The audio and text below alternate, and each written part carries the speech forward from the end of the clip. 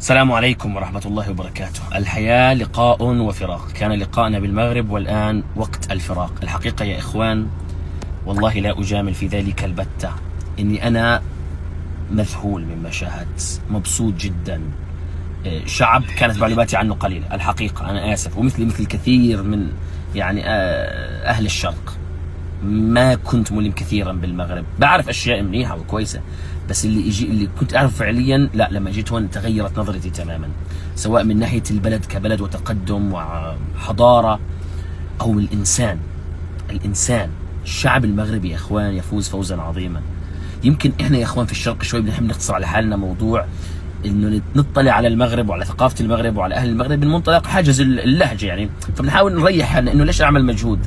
والله يا اخوان عندهم لهجه اولا تفوز وخفيف الدم وسهل فهمها، لان اللهجه الدارجه عندهم اللهجه الدارجه اللي الكل بيفهمها. الامر اللي يصعقني انه هذا الشعب خفيف دم يا اخوان. انا امبارح جالس جلسه مع 3 مغاربه موتوني ضحك، موتوني، سقطت عن الطاوله من كثر الضحك يا اخوان.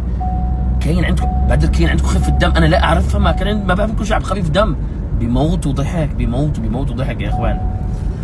غير انه كرم الضيافه وحسن الاستقبال يا اخوان. والله لو شعروا انك بس بدك اشي بس بدون ما تتكلم، شوف كيف بركضوا عليك ركض بحيث انك ما تطلب. اغدقوا علينا الكثير، اكرمونا كثيرا والله.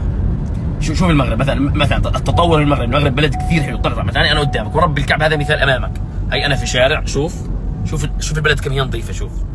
شوف هاي ملعب مولاي عبد الله، احد ملاعب كاس العالم، اجمل ملعب في القاره الافريقيه. يلا استلم.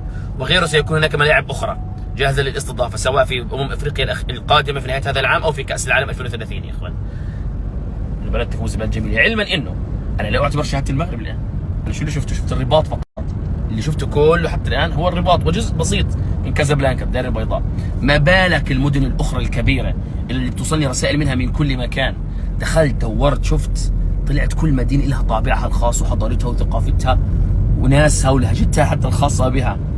فانا وعدي لكم زي ما حكيت بالبوست اللي نزلته به، انه باذن الله تعالى الي عوده اخرى الى المغرب حتى اشوف المغرب اكثر. ما بكفيها المغرب، ما بكفيها، لا ما بكفيها. اما على صعيد كره القدم فهذا موضوع اخر تماما يا اخوان. انا سمعت عن الديربيات في حياتي، وكنت اعرف انه ديربي الرجاء والوداد هو ديربي مرعب ومخيف جدا، بس ان تسمع ليس كما ان ترى. انا ما حضرت الديربي، بس انا جلست مع الناس وسمعت القصص، سمعت اشياء مش طبيعيه يا اخوان. فعلا وصلت لقناعه انه هو اقوى ديربي في العالم. انا امبارح جالس مع واحد ودادي وواحد رجاوي يا اخوان، بضحك من كثر التعصب لفرقهم. بيموتوا على بعض، صديقين بيموتوا على بعض، بس عند كره القدم ابعد عني، ما بعرفك.